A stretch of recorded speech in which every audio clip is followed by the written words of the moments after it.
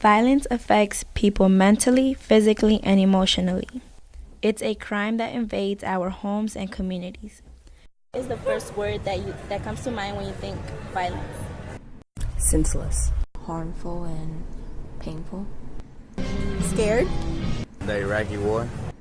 Hurt, pain, and blood. Defenseless people are often the main targets of violence. When children are abused, their belief in themselves becomes damaged, and they grow up to become violent towards others. Children learn from whatever they see.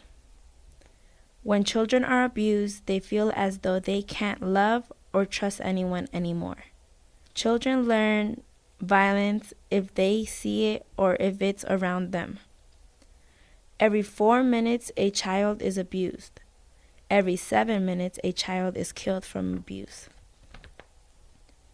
When adults feel as though teenagers are the main cause of violence, it makes us teenagers feel upset. Who are the main people that cause problems in your community? I would say teenagers. Mostly the people that cause problems in our community is young teenagers from ages 17 to 22. Mostly young teenagers, because they don't think of what they do before they have an action. It is an ignorant thought that many adults try to categorize all teenagers as violent. Teenagers do work with their fellow peers to decrease violence in their community. Are teens the main cause of violence in your community? Some, the kids weren't raised properly by the parents. Others, they don't have parents.